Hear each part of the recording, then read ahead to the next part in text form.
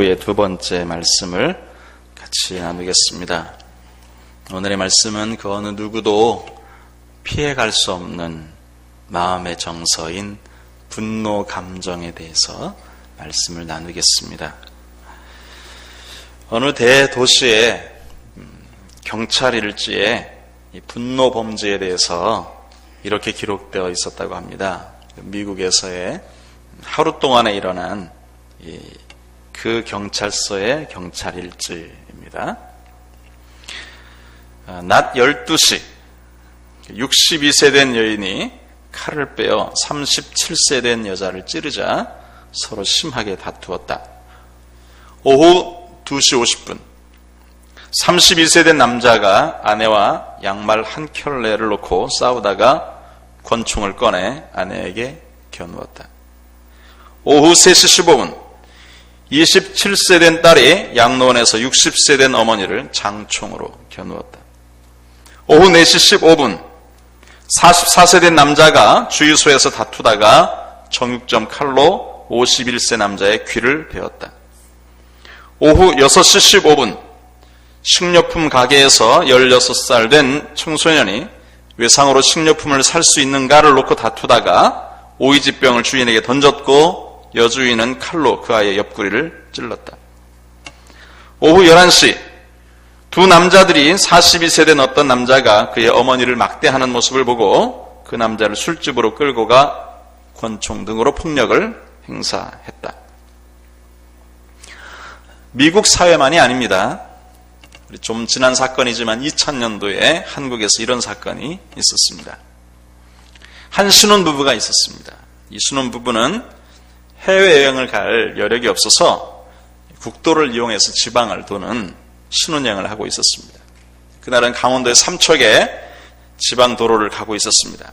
남자는 한껏 기분에 내면서 속도를 내고요. 결국 먼지를 일으키면서 앞 차량을 추월했습니다. 추월당한 차의 운전자는 분노했습니다. 그들은 엽총으로 사냥하기 위해서 산길을 가고 있었던 중인데 그 엽총으로 자신을 추월한 그 차량의 뒤를 조준했습니다. 그리고 방아쇠를 당겼습니다. 추월을 한 차량은 얼마 가지 않아서 멈췄습니다. 자신이 추월한 것을 사과라도 하려는가 아니면 겁먹고 선가 의기양양해서 총을 날렸던 남자가 그 멈춘 차량 뒤를 따라가서 멈췄어요.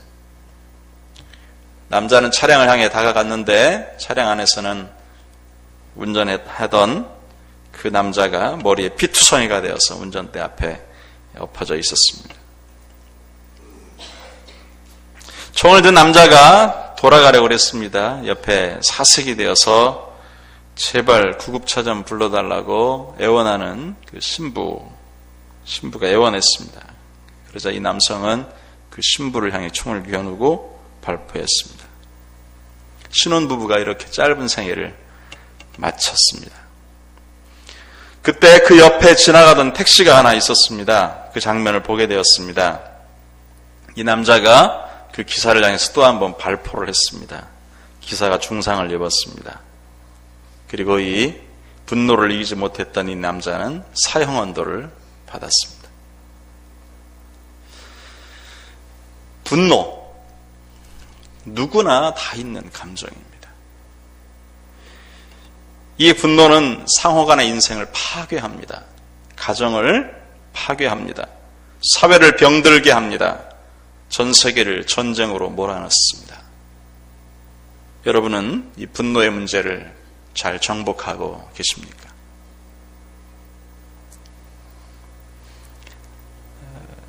여러분 알렉산더 대왕 아시죠? 그 사람이 더 이상 정복할 땅이 없다라고 그냥 호언장담했던 왕이죠. 근데 그 왕이 분노를 정복하지 못해서 인생을 아주 후회스럽게 살았다고 그래요. 한 번은 자기하고 어렸을 적부터 절친했던 클레토스 장군이라는 양반이 술 취한 술김에 이 알렉산더 왕의 험담을 한 겁니다. 그러니까 이 소리를 듣고 분노를 참지 못해서 친구에게 창을 던졌습니다. 던진 창은 가슴을 관통을 했습니다. 즉사했습니다. 분노를 이기지 못해서 어릴 적부터 친했던 그 클레투스를 죽인 겁니다. 그러면서 평생 후회스러운 삶을 살았다는 것입니다. 여러분, 우리는 왜 분노를 할까요? 우리는 왜 이 분노와 상관없는 삶을 살지 못할까요? 다양한 이유가 있을 것입니다. 네, 인류 최초의 살인사건, 성경에 나와 있는 두 번째 비극적인 이 사건, 가인이 자기의 동생 아벨을 쳐 죽인 이 사건을 바라보면서 정말 우리 속에도 이 분노의 부분에 대해서 다시 한번 생각하고 그냥 마음, 그냥 감정이 이끌어가는 대로, 분노가 일어나면 분노 일어나는 대로 살고 감정이 이끌어가는 대로 그렇게 살아서는 안 되겠다. 이런 마음을 가지시면서 분노를 극복하는 말씀으로 붙잡으시기를 주님의 이름으로 축원합니다. 분노를 한번 분석해 볼 필요가 있습니다. 왜 분노하게 될까? 여러분, 우리가 분노 감정이 일어나는데 왜 분노하게 될까? 이것을 생각해 보신 적이 있으십니까?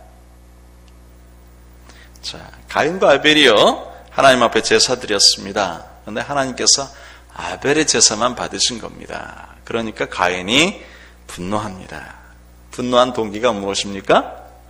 불공평한 대우를 받았다는 겁니다. 억울하게 대우받았다는 것입니다.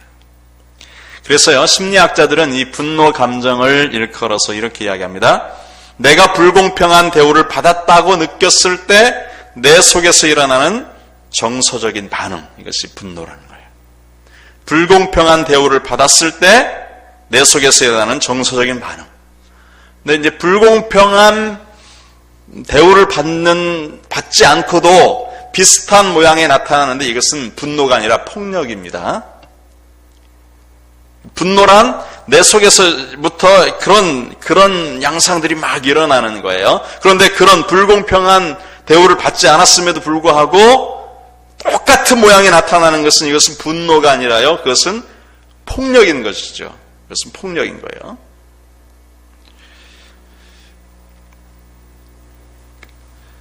자신의 억울함 때문에 분노합니다.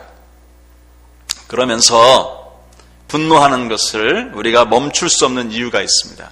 그 이유는 내가 불공평한 대우를 받았다라는 것으로 분노하는 것을 정당화하는 것입니다. 그래서 분노를 잘 멈추지 못합니다.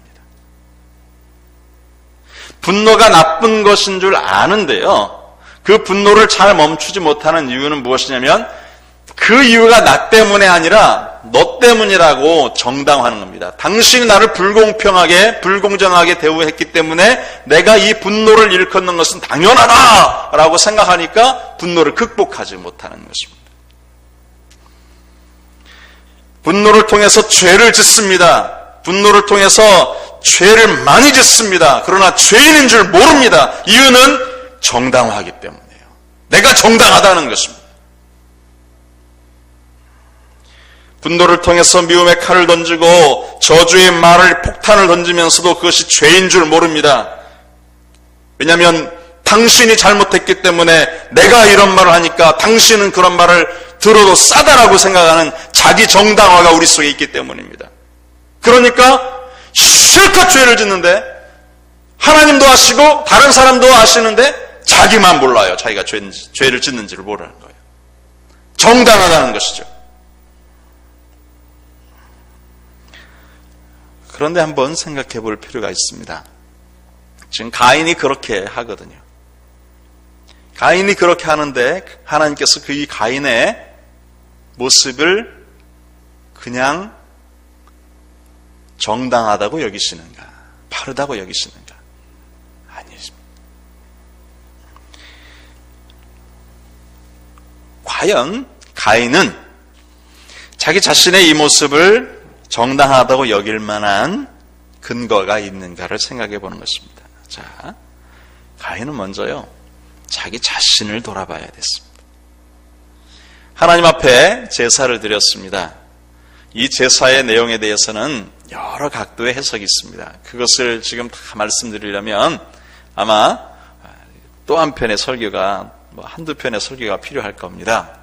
여러 해석, 히브리서의 해석, 또 본문의 해석, 이런 여러 해석이 있는데 본문만 바라볼 때, 다른 성경을 뒤에 하고 본문만 바라볼 때 가인의 제사와 아벨의 제사의 차이를 보면서 가인은 자신이 하나님 앞에 드린 제사의 모습에 반성을 해야 됩니다.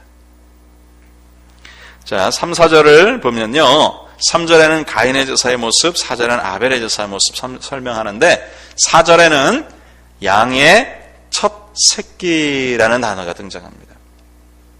그러니까 가인과 아벨은 1년의 수확을 가지고 제사를 드렸습니다. 가인은 농부이기 때문에 땅의 소산의 제물로 드렸습니다. 아벨은 목자였기 때문에 양의 새끼로 제물을 드렸습니다. 그런데 가인에게는 없는 단어가 아벨에게는 등장합니다. 그것이 바로 첫 새끼라는 말입니다.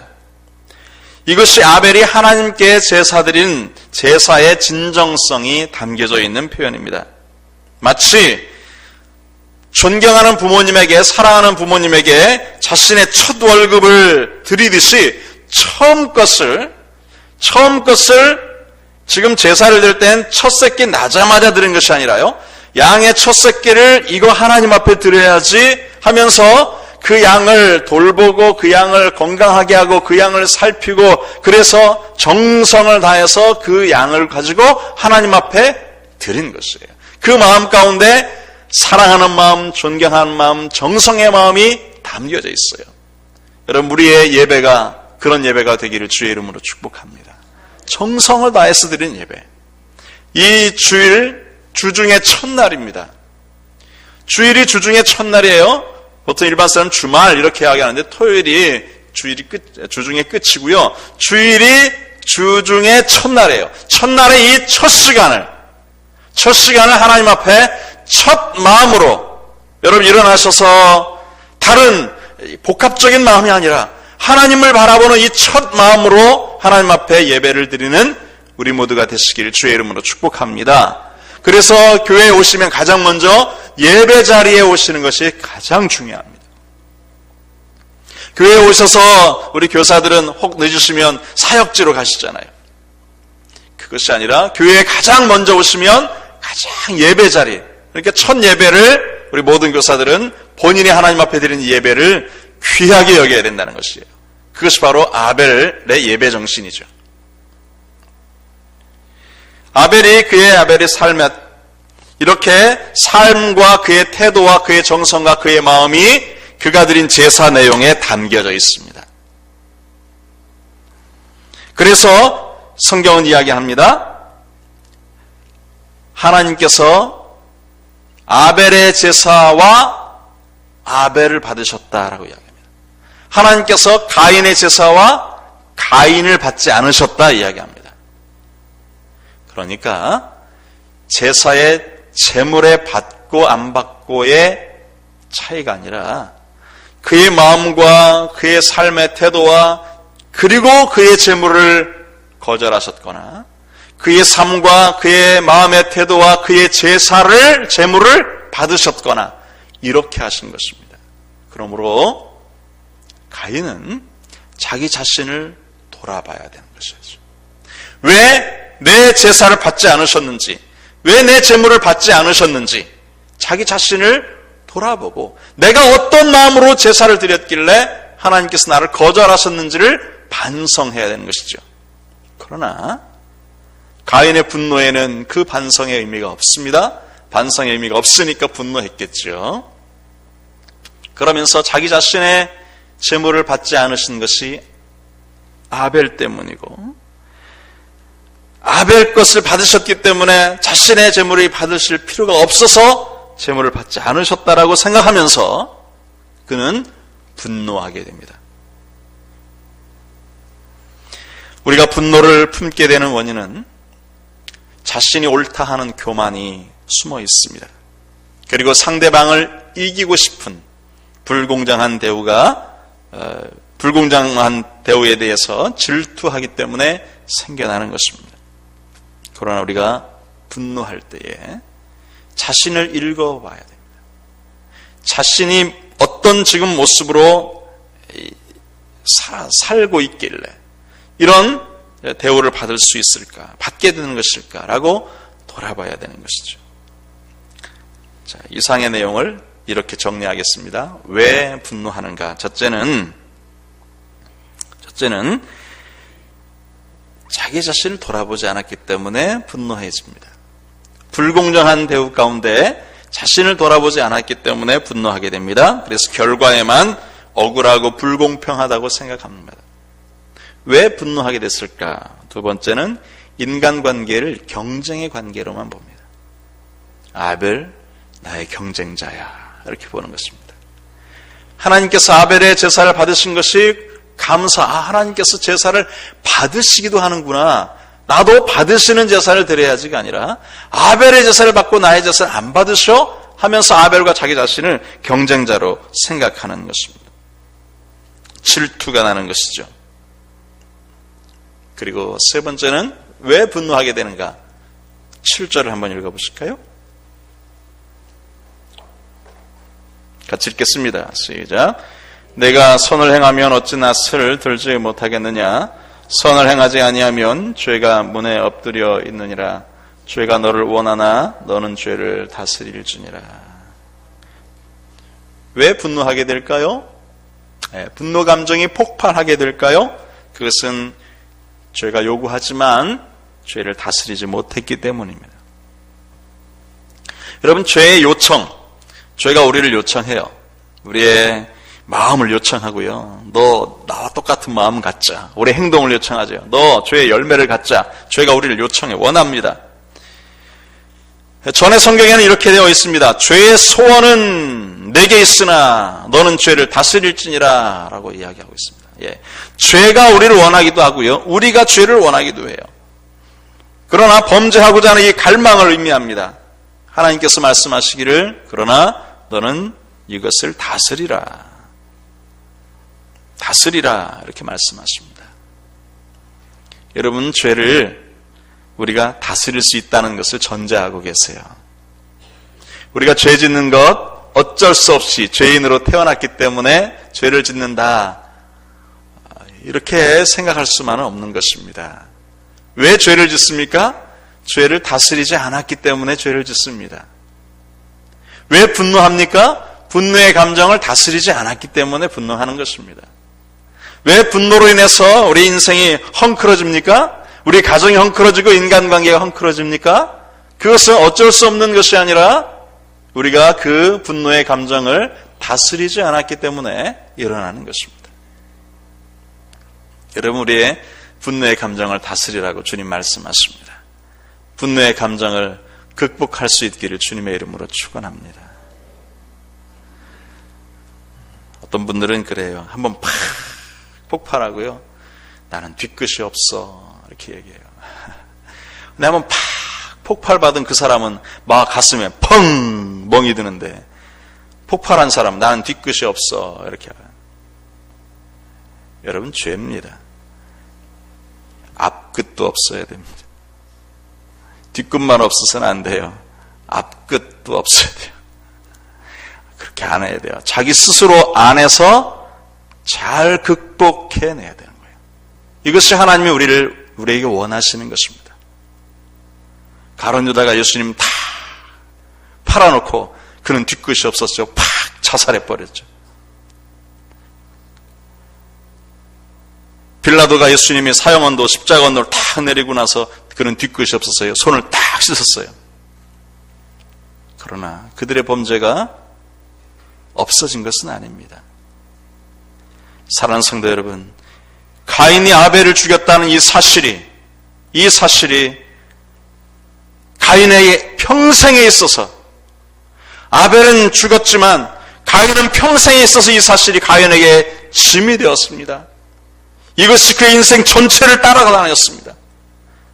한번 분노 폭발한 것, 이거 주님 말씀하셨듯이 죄를 다스려라! 라고 말씀하신 이 말씀에 순종하고 분노 감정을 다스렸었더라면 얼마나 형제가 의좋게 살았을까요? 자기 자신을 돌아보았었다라면 얼마나 하나님은 농산물 안 받으시는 거 아니에요. 소재의 말씀을 들어보면 농산물로 하나님 앞에 제사 드렸어요. 농산물 드렸기 때문에 안 받으신 것이 아니라 그를 안 받으셨고 그의 정성 없는 재물을 안 받으신 거예요. 그러니까 마음에 반성하고 이제 아벨처럼 그 인생을, 아벨처럼 그의 재물을 정성을 담아 하나님 앞에 처음 것으로 드리면 되는 것이지요. 사랑하는 성도 여러분, 분노 극복하면 그 사람이 위대한 사람이 되며 그 사람이 성인이 됩니다.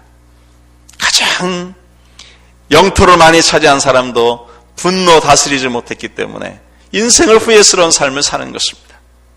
여러분, 우리가 분노가 있습니다. 분노가 있어서 그 분노 때문에 자녀들의 가슴에 멍을 들게 하기도 합니다. 분노 때문에 남편과 아내 사이에 금이 가게 만들기도 합니다. 그 분노 때문에 사회생활 속에서 우리가 참 어려움을 겪을 수도 있습니다. 여러분, 억울한 일 당하실 수 있습니다. 불공평한 일 당하실 수 있습니다. 그러나 그렇다 할지라도 마음껏 분노 표출하는 것이 죄가 아닌 것은 아닙니다. 여러분, 분노를 극복하는 생애가 되시기를 주의 이름으로 축복합니다. 그럼 어떻게 극복할까요? 가장 먼저는 가장 불공평한 대우를 받으셨음에도 불구하고 가장 억울한 상황을 겪으셨음에도 불구하고 분노하지 않으셨던 누구시죠? 주님을, 십자가상의 주님을 바라보는 것입니다. 십자가상의 주님은 얼마나 불공평한 대우, 얼마나 억울한 대우를 당하셨습니까? 만왕의 왕이신데요, 하나님이신데요, 이 땅의 종보다도 못한, 금수보다도 못한 대우를 받으셨습니다. 온 인류를 구원하기 위해서 그렇게 나아가시는 그 몸에 조롱과 채찍과 비웃음과 비아냥과 학대가 다가왔습니다. 그럼에도 불구하고 그가 하나님의 분노를 받았으면 온 세계 인류를 다 징벌하실 수 있음에도 불구하고 십자가를 못 박는 사람들의 못이 튕겨져 나가게 하실 수도 있음에도 불구하고 그렇게 하지 않으셨습니다.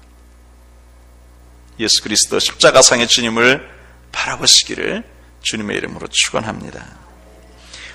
프란체스코라는 분 있으시죠? 이태리에 성자라고 일컫는 분인데, 자, 이분이요, 우물가에서 우물 깃는 여인들의 모습을 봅니다. 우물을 한 동이 딱 길어서 머리에 이고 가죠.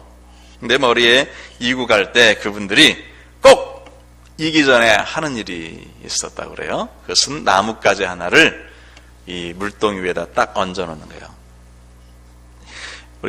제가 어렸을 적에 어머니가 이 동네에 샘에서 우물을 기를 때도 똑같이 그러셨어요. 똑같이. 그렇게 하는 걸 보면서 질문하는 거죠. 왜 이렇게 나뭇가지를 넣으면 비위생적일 텐데 왜 이렇게 하십니까? 했더니 이제 아낙네들이 답하네. 이렇게 하면 동이 안에 있는 물이 출렁출렁 하다가도 이 나뭇가지 때문에 평온해집니다. 출렁거리는 게 줄어듭니다. 이렇게 이제 이야기를 했어요. 그래서 이 사실을 좀 이렇게 설교를 통해서 이야기하면서 프란체스코가 이렇게 이야기를 한 것입니다. 나무 조각을 띄우는 이치를 깨닫고서 말하는 겁니다. 분노가 당신의 마음에 넘쳐나려고 할 때에 그 위에 주님의 십자가를 띄우십시오. 우리의 마음의 분노가 좌충우돌해서 넘쳐나려고 할 때에 마치 물동에 있는 물이 흔들거려서 넘쳐나려고 할 때 그 위에다가 나뭇가지 하나를 딱 띄우는 것처럼 우리 마음의 감정이 분노 감정으로 넘쳐나려고 할 때에 그 넘쳐나려고 하는 분노의 감정의 그 항아리 위에 주님의 십자가를 띄우십시오. 여러분, 우리의 삶에 분노가 안 일어날 수가 없습니다. 그러면 인간이 아니죠. 모든 사람이 분노를 바라지 않는다는 것은 분노가 없다는 뜻이 아닙니다. 잘 조절하고 있다는 것이죠. 분노 어린아이에게도 있습니다. 분노 아낙네에게도 있습니다. 청년들에게도 있습니다. 또 가장들에게도 있습니다. 연세 많이 드셨다고 해서 분노가 없는 것은 아닙니다. 모든 사람이 분노가 있습니다. 그럼에도 불구하고 어떤 사람은 그 분노를 잘 조절합니다. 그래서 존경받고, 그래서 화평을 이루는 인생을 살아갑니다. 특별히 우리 그리스도인들은 분노를 잘 조절해야 될 줄로 믿습니다. 분노 때문에 깨어집니다. 분노 때문에 관계가 깨어지고, 또 분노 때문에 사역이 깨어지고요. 분노 때문에 교회가 깨어집니다. 여러분, 분노를 잘 조절하실 때 그 분노의 감정 위에 그리스도의 십자가를 띄우시기를 주의 이름으로 축원합니다. 두 번째는 이것입니다. 분노가 생길 때 처음 말씀드렸죠? 불공정한 대우라 라고 해석되기 때문에 분노가 생긴다고 말씀드렸죠? 분노가 생길 때 나에게도 똑같은 허물이 있다는 것을 보는 것입니다. 주님 말씀하시죠? 남의 눈에 있는 티를 보지 말고 내 눈에 있는 들보를 보아라. 내 눈에 있는 들보를 보아라. 나도 똑같이 누군가를 그렇게 대할 수 있는 사람이고, 나도 똑같이 내게 허물이 있어서 분노가 생길 때 나를 반성할 수 있는 기회로 삼으라고 말씀하시는 것입니다. 세 번째는 분노가 생길 때마다 기도하는 것이죠. 다른 어떤 방법이 있을 수가 없어요. 분노를 잘 조절할 수 있는 사람이 있거나 분노를 잘못 조절할 수 있는 사람이 있거나 하는 것도 있겠지만, 체질적인 부분, 성격적인 부분도 있겠지만, 그리스도인들에게는 다 분노를 잘 조절해야 되는데, 그것은 십자가, 그것은 기도의 자리를 통해서 가능한 줄로 믿습니다. 분노는요, 다스리지 않으면 커지는 법입니다. 그 커져서 감당할 수 없게 될 수 있습니다. 그 이전에 빨리 성령님께 조절해달라고 맡기는 것입니다. 성령님께서 우리 마음을 녹여주시고 우리의 분노의 감정을 사그라지게 해달라고 말씀드리는 것입니다. 예수님께서 부활하시고 난 이후에 제자들에게서 찾아가셨어요. 제자들이 문을 꽁꽁 잠그고 있었습니다. 두려워 떨고 있었습니다. 그때 주님께서 그들에게 다가가셔서 두 마디 말씀하셨습니다. 샬롬, 그리고 샬롬 말씀하셨습니다. 그리고 숨을 내쉬면서 말씀하시기를 성령을 받으라. 자, 그들의 마음 가운데 주님께서 평화를 주시기를 원하셨어요. 분노란 마음의 평화가 깨지는 것을 의미하죠. 그러나 주님께서는 그들 마음 가운데 평화가 있어라, 평화가 있어라, 샬롬, 샬롬, 그냥 인사치레가 아니라 실제적으로 그들에게 평강을 허락해 주시는데요. 그렇게 말씀하시면서 숨을 내쉬고 말씀하시기를 성령을 받으라 말씀하십니다. 다시 그 말씀을 종합하면 이것입니다. 우리의 마음의 평강을 어떻게 유지할 수 있는가? 그것은 주님께서 숨을 내쉬면서 말씀하신 성령을 받는 것을 통해서, 성령 충만함으로 인도함 받는 것을 통해서 마음의 평화가 유지되는 것입니다. 여러분, 분노가 일어납니다. 평화가 깨지는 것이죠. 막 마음이 마음대로 뛰어오는 것입니다. 이 평안하라, 잔잔하라 말씀하시는 그 말씀을 우리가 붙잡고 주께서 성령을 받으라 라고 하신 그 성령의 충만함을 받을 때에 우리의 마음에 분노 감정이 사그라지고 하나님만 바라보게 될 줄로 믿습니다. 폴 레이더라는 목사님이 계신데요. 이분에게 형제들이 많았대요. 형제들이 많아서요. 매일마다 어머니는 전쟁 치르는 듯한 그런 생활을 했답니다. 안 그렇겠어요. 집안에 두 명만 있어도 서로 막 아이들이 치고받고 하고. 근데 굉장히 이렇게 형제들이 많아서 10명이 됐다는 거예요. 10명의 형제들이 크다 보면 이 아이가 이 아이하고 치고받고 막 이렇게 가정이 온전하지 못하죠. 전쟁 치르던 생활을 한 겁니다. 그러니까 아이들로 인해서 엄마가 그냥 분노가 일어나죠. 억제할 수 없는 상황이 되는 거예요. 그럴 때 되면 이제 레이더 목사님이 이제 간증하는 겁니다. 어머니는 살며시 사라지셨다. 잠시 어디론가 사라지셨다. 그리고 나서 다시 돌아오신다. 돌아오실 때는 항상 찬송을 하며 돌아오셨다. 그는 그 전쟁의 상황 가운데서 분노가 일어날 수도 있는데 삭히려고 다락방에 올라가신 거예요. 다락방에 올라가신 거예요. 여러분, 분노가 일어나는 현장에 있을 수 있습니다. 그러면 잠시 그 자리를 뜨시는 것도 죄를 다스리시는 하나의 방법 중에 하나입니다. 그런데 우리에게는 잠시 떠서 하소연하는 자리로 가는 것이 아니라 주님 앞에 기도하는 자리로 가는 것이죠. 잠시 떠서 그 상황에 대해서 다른 사람에게 흉보는 자리로 가는 것이 아니라 하나님 앞에 가는 것입니다. 잠시 떠서 그 일들을 더 크게 확산시키는 곳에 가는 것이 아니라 하나님 앞에 가는 것입니다. 성령님께서만 해결하실 수 있다는 사실을 믿고 주님 앞에 나아가는 것입니다. 이 아침에 가인 참 비참한 인생을 삽니다. 분노 조절 못하고 분노 때문에 저지른 그 죄로 인해서 평생 방황하며 유리하는 친구 없는 인생으로 살아갑니다. 사랑하는 성도 여러분, 우리의 인생 가운데 분노 잘 조절하시고 또 오히려 그것으로 인해서 나 자신을 돌아보시고 오히려 그것으로 인해서 성령 충만함을 받으시고 그래서 하나님의 은혜를 누리면서 화평케 하는 사람으로 살아가시기를 주님의 이름으로 축원합니다. 기도하겠습니다. 우리 함께 잠시 기도하겠습니다.